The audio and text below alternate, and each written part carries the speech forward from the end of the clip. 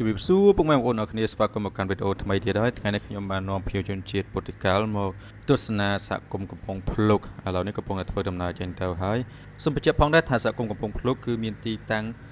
ចម្ងាយត្រឹមតែ40គីឡូម៉ែត្រប៉ុណ្ណោះពីក្រុងសៀមរាបពុកម៉ែបងប្អូនអរគ្នាចំណាយពេលត្រឹមតែ50នាទីប៉ុណ្ណោះដើម្បីទៅដល់សហគមន៍ហើយមកដល់ទីនេះយើងត្រូវទិញសម្បត្តិទូកសិនបន្ទាប់មកយើងទៅជិះទូកចូលទៅកាន់សហគមន៍តែម្ដងសហគមន៍កំពង់ភ្លុកគឺជាសហគមន៍មួយដែលមានភូមិចំនួន3ដែលមានចំនួនគ្រួសារនោះគឺត្រឹមតែ1095គ្រួសារតែប៉ុណ្ណោះហើយបើយើងគិតជាប្រជាជនគឺយើងមាន3815នាក់នេះគឺជាចំនួនប្រជាពលរដ្ឋដែលរស់នៅក្នុងសហគមន៍នេះហើយ100%គឺជាជនជាតិខ្មែរតែម្ដង90%គឺជាអ្នកនេសាទ10%គឺជាអ្នកប្រកបអាជីវកម្មខាងវិស័យទេសចរដូចជាអ្នកលក់សម្បត្តិទូកដូចជាអ្នកបើកទូកជូនភ្ញៀវទេសចរជាដើមហើយមានអ្នកបើកអាជីវកម្មដូចជាបើកហាងតូចឬក៏លក់អីវ៉ាន់តិចតួចនៅក្នុងសហគមន៍នឹងតែម្ដងបាទហើយនៅទីនោះគឺនៅខែវស្សាគឺកូនសិស្សធ្វើដំណើរទៅសាលារៀនដោយប្រើទូកហើយខែប្រាំងគឺពួកគាត់ជិះកង់ឬក៏ថ្មើរជើងតែម្ដងនៅក្នុងសហគមន៍កំពង់ភ្លុកគឺយើងមានផ្ទះជាច្រើននៅទីនោះដែលសាងសង់នៅលើទឹកដែលមានកម្ពស់ចាប់ពី9ម៉ែត្រទៅ12ម៉ែត្រឬក៏អាចខ្ពស់ជាងនេះទៀតអាស្រ័យទៅលើទីតាំងនៃការសាងសង់ផ្ទះអញ្ចឹងបើសិនជាការសាងសង់នោះនៅរឿងជ្រៅបន្តិចគឺផ្ទះក៏សាងសង់ឬខ្ពស់ជាងនឹងដែរដោយសារតែការកើនឡើងនៃទឹកនោះគឺនៅខែវស្សាអញ្ចឹងការកសាងផ្ទះគឺអាស្រ័យទៅលើទីតាំងនៃការកសាងផ្ទាល់តែម្ដង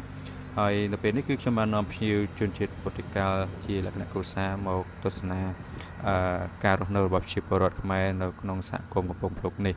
អញ្ចឹងពួកគាត់ពិតជាមានការចាប់អារម្មណ៍ខ្លាំងមែនទែនដោយសារតែសហគមន៍នេះគឺខុសប្លែកពីសហគមន៍ផ្សេងៗនៅក្នុងខេត្តសៀមរាបយើងហើយក៏ខុសប្លែកពីប្រទេសពុទ្ធិកាលដែរពួកគាត់អត់កម្រឬមានន័យថាមិនងាយឃើញតែម្ដងបាទទស្សនវិជ្ជាបែបនេះហើយជាពិសេសនោះគឺនៅស្រុកគាត់គឺអត់មានសហគមន៍ដែលសាងសង់ផ្ទះនៅលើទឹកបែបនេះទេអ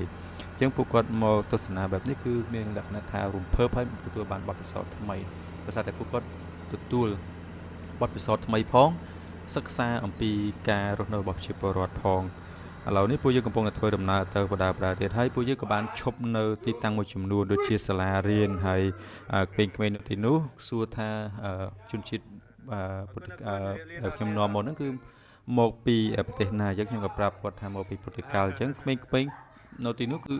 ដឹងបដ ாய் បាទដោយសារតែពួកគាត់ដឹងពីបាល់ទាត់មួយចំនួនដែរអញ្ចឹងគាត់ដឹងថារ៉ូណាល់ដូគឺជាកីឡាករបាល់ទាត់ល្បីខ្លាំងបំផុតនៅទូទាំងពិភពលោកហើយជាជនជាតិពុទ្ធិកាលអញ្ចឹងនៅពេលដែលពួកគាត់ចូលក្នុងសាលាភ្លាមសិស្សក៏សុំ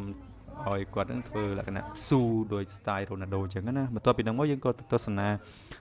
សាលារៀនមួយប៉ុន្តែជាសាលារៀនបែបលក្ខណៈអង្គការទេបង្រៀនភាសាអង់គ្លេសទៅដល់ក្មេងៗនៅទីនោះហើយពួកគាត់ក៏ប្រើភាសាអង់គ្លេសមកទំនាក់ទំនងជាមួយនឹងក្មេងៗនៅទីនោះដើម្បីឲ្យក្មេងៗ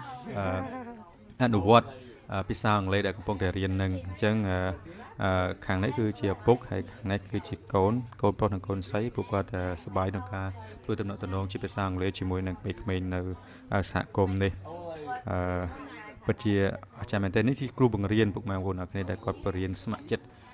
ជួយទៅដល់ក្មេងៗនៅក្នុងសហគមន៍នឹងបន្ទាប់ពីហ្នឹងមកយើងក៏ធ្វើដំណើរទៅទន្លេ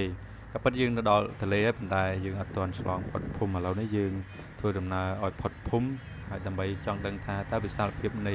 បឹងទន្លេសាបនោះវាធំដល់កម្រិតណាវីដេអូមានតែប៉ុណ្្នឹងពុកម៉ែបងប្អូនអ្នកគ្នាអរគុណច្រើនជម្រាបលា